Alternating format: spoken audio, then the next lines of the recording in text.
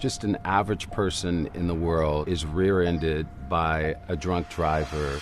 I got a phone call. Your dad's been in an accident. He was burned over 75% of his body. He was almost unrecognizable. A face transplant was introduced into his medical conversation. 68-year-old Robert Chelsea is the first African-American and the oldest person to receive a full face transplant surgery. It's like the Mask movie. Facial transplantation has a lot of risks. Squeeze. Relax. He's not just going to have this procedure and everything's just going to be smooth sailing. Is this face really worth it? When I look in the mirror, I know it's me, but I see another person. August 5th, 2013 is when the accident occurred. My car was overheating. Smoke was coming up from the radiator area. I managed to go over to the shoulder of the freeway, and then all of a sudden, the car blew up. The next thing I knew, when I woke up, it was 6 months later.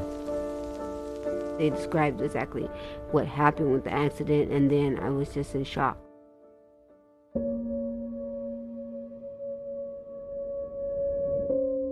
My godfather has since been through upwards to 40 surgeries.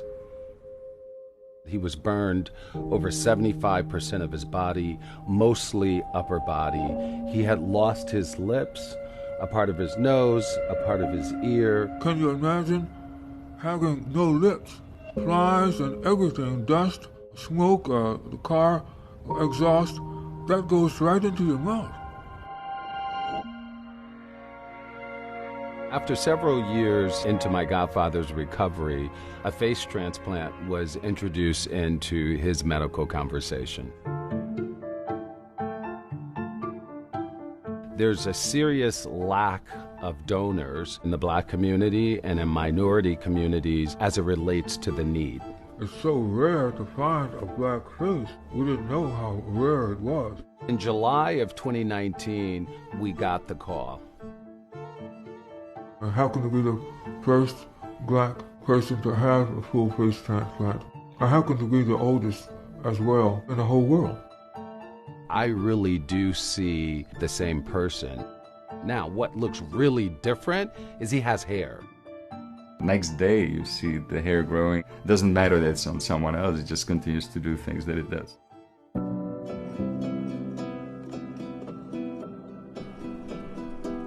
This grande here, that's because every 6 weeks they take a biopsy of my face. Since the transplant, I have contracted diabetes, which has affected my, my kidneys. It's amazing that the number of internal organs that have been affected as a result of the face transplant. Morning, Robert. I feel that now he's getting sick. I mean, it's just all types of things are going on with this. Your temperature is still a little bit high. It's not too high, but it's like a low-grade temperature. It's 99.0. The degree of attention that's needed quite often is far beyond one individual. So it becomes a great burden on your caregiver. Certain things shock me. Imagine having a man that was your dad for 31 years and then you wake up and it's a whole nother man there. It's sad that he has to open his mouth for me to realize that that's my dad.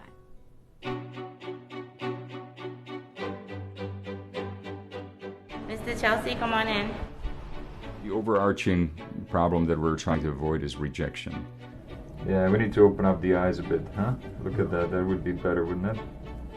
Right now, my eyes, are not, I can't even see the television clear with my good eye. Everything kind of sagged down by gravity and by the fact that the new face is not as strongly connected to the bone, and I would have to open up the entire incision all around. So all the way around your head, all the way down to the neck, and then I would have to lift things up and suspend them. This is completely elective, so it doesn't have to happen next month or tomorrow.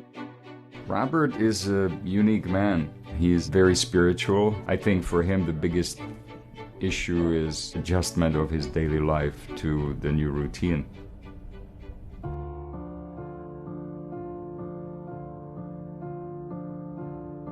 This is what I used to look like before certain periods of life. I had more hair. I had full hair, head of hair here. It was receding, but you had hair. This was at your graduation. Right. Yeah. At least I got a chance to spend that very special time with Ebony and her mother. Well, even today, a year later, easing in is still a little process for me, but I'm getting much better than I was before. Having a face transplant has a great potential of being life-changing. Anybody that has something different, I want them to have hope. I am sincerely glad that I went through it. Who knows what will be next, but day by day, new mercies unfold. This year, I'm not looking for Robert Chelsea. I am Robert Chelsea.